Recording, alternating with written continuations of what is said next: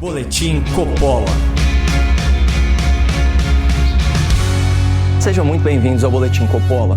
Ontem, o YouTube anunciou a remoção de vídeos relacionados a supostas fraudes nas eleições de 2018 e a remoção de vídeos sobre eventuais vulnerabilidades da urna eletrônica e do sistema eleitoral brasileiro em geral. A medida tem caráter retroativo e foi incluída na mais recente atualização das políticas contra a desinformação em eleições do YouTube. A partir de agora, conteúdos que coloquem em dúvida os resultados eleitorais certificados pelo TSE serão excluídos da plataforma de streaming e seus publicadores podem ser penalizados com sanções que variam da simples advertência ao banimento do seu canal. A consequência prática dessa nova política é drástica. Tão logo o Tribunal Superior Eleitoral anuncia a totalização dos votos e a vitória de um determinado candidato, essa declaração será considerada pelo YouTube como expressão absoluta da verdade e não poderá ser contestada pelos produtores de conteúdo da plataforma, ainda que eles sejam membros da imprensa. Como vocês já devem ter percebido, o programa de hoje é sobre dois temas que andam de mãozinhas dadas: eleições e fake news. Em primeiro lugar, é preciso entender o que são as fake news, um conceito que extrapola muito a simples tradução do termo. As fake news são notícias total ou parcialmente falsas, divulgadas de forma deliberada, de forma intencional, para enganar ou manipular a opinião pública. As fake news reúnem em si os elementos da desinformação, do dolo e do objetivo social, que pode ser político, econômico, cultural, por aí vai. Por isso, é muito importante não confundir a disseminação tóxica de fake news com formas saudáveis de exercício da liberdade de expressão. A divulgação de informações, de dados omitidos no debate público não é fake news. A crítica embasada às ações das autoridades públicas também não é fake news. A manifestação de uma opinião fundamentada que contraria o entendimento predominante também não é fake news. Mas os intolerantes, os canceladores e os autoritários de plantão tentam inserir o questionamento, a crítica e a divergência no mesmo balaio das fake news. E o exemplo maior disso é o tal inquérito das fake news, patrocinado pelo Supremo, cujo grande ato inaugural foi a censura a uma matéria da imprensa que divulgava e repercutia um documento oficial de um processo judicial. E não sou eu que estou falando, é o maior grupo de comunicação do Brasil. Manchete do G1.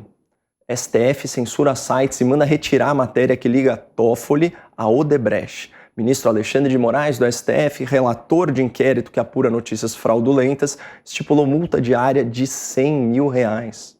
Vamos ver o que disse o ministro Toffoli sobre a reportagem que trazia informações absolutamente verídicas. Aspas, diante de ataques, requeiro a devida apuração das mentiras recém-divulgadas por pessoas e sites ignóbeis que querem atingir as instituições brasileiras. Passa o tempo e o Brasil descobre, pela própria justiça, que a matéria era fiel aos fatos e que o presidente do STF, ele sim, havia faltado com a verdade, por escrito e em ofício. Vocês perceberam a metalinguagem? O inquérito das fake news nasce de uma fake news do próprio STF para apurar uma falsa fake news na imprensa. Esse episódio nos ensina duas coisas. Primeira, nem tudo que é estigmatizado, que é rotulado pelo sistema como fake news, é realmente uma notícia fraudulenta. E segunda coisa, não é a certificação de uma autoridade como o STF que torna uma informação verdadeira ou não. E é sobre isso que a gente vai falar no próximo bloco. Boletim Coppola.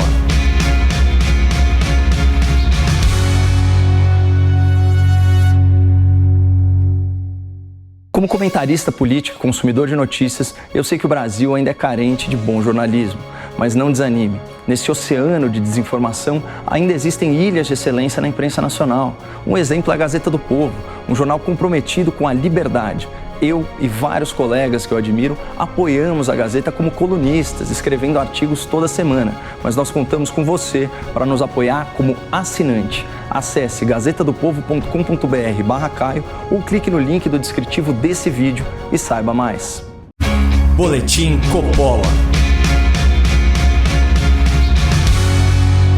Sejam bem-vindos de volta a esse Boletim Coppola sobre as novas políticas de censura do YouTube para as eleições de 2022. No bloco anterior, nós vimos que o ex-presidente do STF, Dias Toffoli, e seu colega Alexandre de Moraes faltaram com a verdade ao censurar uma matéria verídica da imprensa sob a alegação improcedente de que se tratava de fake news. Assim, nós atestamos que a certificação das autoridades não torna algo falso ou verdadeiro necessariamente. Na real, esse é um critério pobre e insuficiente de verificação dos fatos, porque autoridades mentem ou simplesmente erram. A OMS, por exemplo, era resistente ao uso de máscaras e desaconselhou a suspensão de viagens internacionais no começo da pandemia. Políticos e autoridades de saúde reafirmaram que vacinas teriam 100% de eficácia contra a manifestação letal do novo coronavírus. Especialistas em epidemiologia projetaram mortes no Brasil pela Covid na casa dos 3 milhões, o que influenciou políticas radicais e ineficazes de lockdown. Ao longo da pandemia, muitas verdades transitórias se transformaram elas próprias em notícias falsas permanentes, mas não sem antes deixar um rastro de difamação contra quem ousou questionar a narrativa dominante, oferecendo um outro ponto de vista. E nesses casos, o principal argumento contra vozes dissonantes era justamente a falácia conhecida como apelo à autoridade, aquele artifício retórico de tomar algo como verdadeiro apenas com base em quem está falando. Aliás, podem reparar, é esse tal apelo à autoridade que o jornalismo militante usa para legitimar os abusos e as transgressões do STF, que vão desde a soltura de grandes corruptos às tentativas de legalização do aborto. Como o Supremo tem a última palavra e atua sem nenhum controle externo, a vontade dos ministros está substituindo a lei, como se a legalidade de um ato decorresse da própria autoridade dos magistrados e não mais da observância das normas constitucionais. A lei é muito clara ao proibir a censura, ao regulamentar a imunidade parlamentar, ao estabelecer as regras do devido processo legal, ao caracterizar a situação de flagrante, ao definir as regras para prisão temporária. Mas todas essas normas jurídicas foram atropeladas, foram defenestradas pelo ministro Alexandre de Moraes no curso do já citado inquérito das fake news. E o ministro pintou e bordou a Constituição com a complacência da velha imprensa, que vende para o público a narrativa de que os atos do Supremo são legais e legítimos só porque vêm do Supremo. Isso sim é fake news. Por isso espanta que uma empresa como o YouTube, cuja matéria-prima é a liberdade de expressão dos seus produtores de conteúdo, se torne parceira, ou melhor, se torne vassala desse tipo de autoridade. Segundo o YouTube, a partir do momento que houver um resultado oficial das eleições de 2022, certificado pelas autoridades competentes, no caso o TSE, os vídeos que demonstrem a vulnerabilidade das urnas eletrônicas, que relatem falhas no sistema eleitoral ou que reportem fraudes na apuração dos votos serão derrubados, mesmo que tenham sido postados por membros da imprensa. A questão é que no Brasil, o resultado oficial das eleições, certificado pelo TSE, sai horas após a realização da votação, o que impossibilitaria a postagem de denúncias pertinentes sobre o processo todo. E como nós vimos naquele primeiro caso do inquérito das fake news, ministros, às vezes, agem por interesse próprio. E um ambiente de liberdade de expressão, seja na imprensa ou seja no YouTube, é fundamental para restabelecer a verdade dos fatos. E fica a pergunta, como o YouTube vai se posicionar no caso de uma eventual denúncia grave de fraude eleitoral publicada por um membro da imprensa que seja inicialmente rechaçada pelo TSE? Vai censurar um conteúdo que pode ser vital para a democracia brasileira?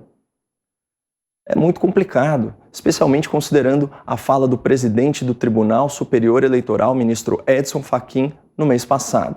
E é com as preocupações desse ministro do STF que eu me despeço hoje, na esperança de que os aliados da liberdade de expressão lá no YouTube, e eu sei que eles existem, consigam reverter essa política de censura e vassalagem ao autoritarismo.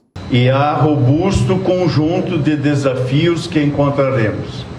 Segurança cibernética, por exemplo, é um item essencial. Há riscos de ataques de diversas formas e origens. A guerra contra a segurança no ciberespaço da Justiça Eleitoral foi declarada faz algum tempo. Deixemos dito de modo a não parar dúvida. Violar a estrutura de segurança do Tribunal Superior Eleitoral abre uma porta para a ruína da democracia.